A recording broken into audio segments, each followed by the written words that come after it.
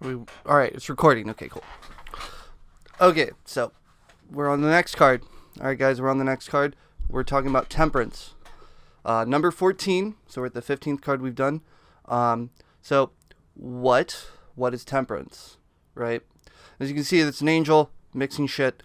Okay, so we are on our next alchemical card, and this card can be understood as if the lovers.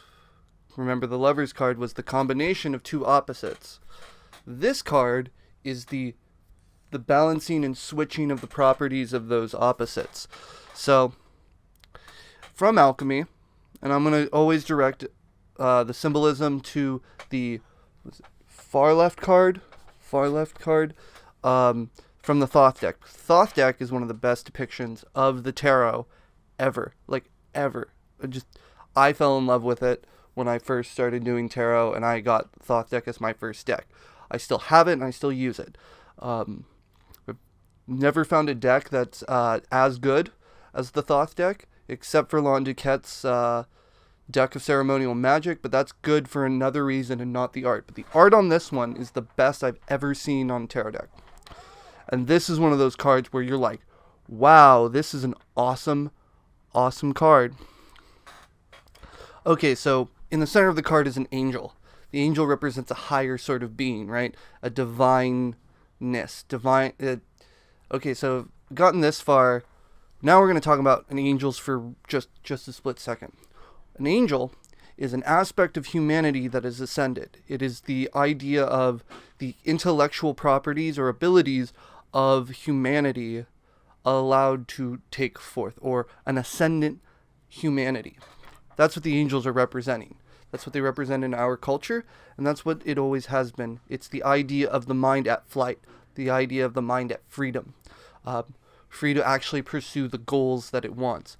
Pure, unabashed intelligence, right? That's what it is. All right, and we all know they mean messengers and whatever. So, you have this idea of a higher state of being, and it's mingling two opposing forces. In some, it just shows them pouring water into cups, but the Thoth deck is better because it shows them actually like it's pouring water. The angel is like a dualistic thing, right? It's got two faces because it's two opposites, but it's in one. It's got two heads, but they are one. So it's mingling fire, right? The willful principle, and then water, the emotional principle, or the grace principle, right? So water would be like religion and everything you would go to church for, while fire would be like why you go to war. Anyway, so it's mixing these two opposing concepts, right? So fire and water, active and passive, male and female, however you want to determine that. But it's mixing these two things together harmoniously. So there's no explosions. It's not like a chemistry reaction. No, this is more of like a mingling and a joining. This is fusion. Fusion, not fission. Fusion. Okay? So in this process of fusion, it combines the fiery principle, light, heat, destruction, right? And the watery principle, condensing, passivity, and life, and it's combining these two together to create light. As you can see at the bottom, there's a cauldron, right? The mixing pot, and there's a fire underneath. There's basically its action, right? And around it, you have the white lion and the red eagle. And if you know anything about alchemy, hopefully I don't have to explain every symbol to you. Hopefully you do your own research. But from alchemy, it's the white eagle and the red lion representing two forces. It's supposed to be like Scorpio and Leo, right? So these are the fixed positions of the zodiac. And so we use those zodiacal signs to actually mark which one we are focused, what element, because that aspect of the elemental energy is fixed. It's a fixed principle, right?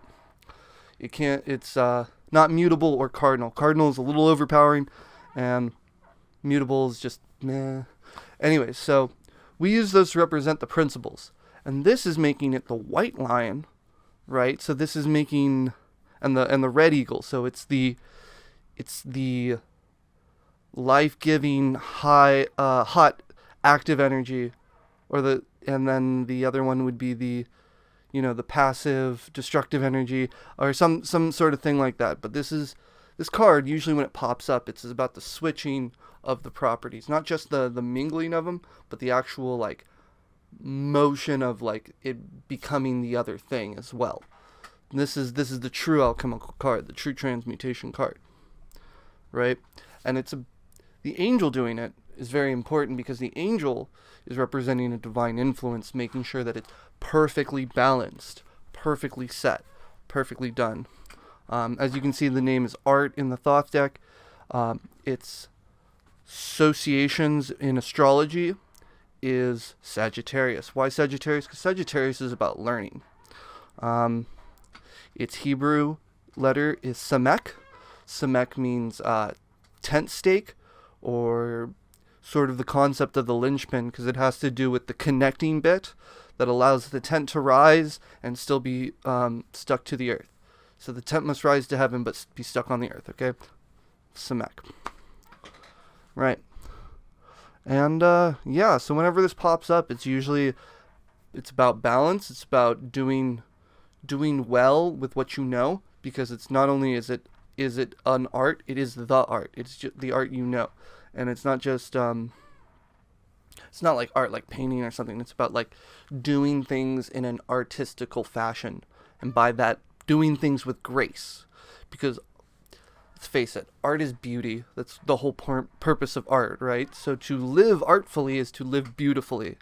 To live beautifully is to do beautifully. And to do beautifully, everything has to be in perfect measure and graceful, right? And so that's what this card is representing. It's representing being able to take the things in life that are like different, combine them and switch their properties so that they're more balanced in and of themselves, rather than being radical and active and reactive to each other.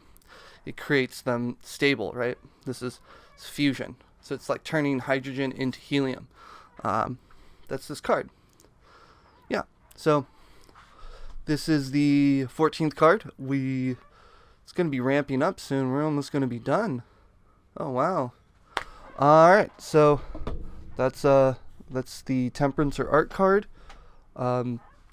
There's just chock full of symbolism and everything. Before I finish, there's a reason why the angels in classical depictions have their one foot in the water and one foot on the earth, corresponding to the angel in Revelation who told the guy to eat the book. That'll taste sweet in your mouth and bitter in your stomach. You think you'd want the thing that tastes bitter in your mouth but sweet in your stomach, because that's not going anywhere for a while. But I guess, maybe that's the whole thing about Christianity, is it's supposed to sound good, but when you really actually take it in, it's supposed to make you like churn.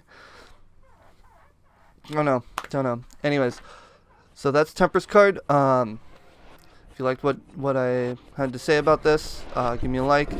If you got anything to add that I missed, I'm all ears. I'm open to conversations. Yeah, this is give me a like, give me a share, subscribe. You should do that. Cool. Only cool people subscribe, like. Yeah, that's card. Temperance. All right, I'll see everyone around. Late.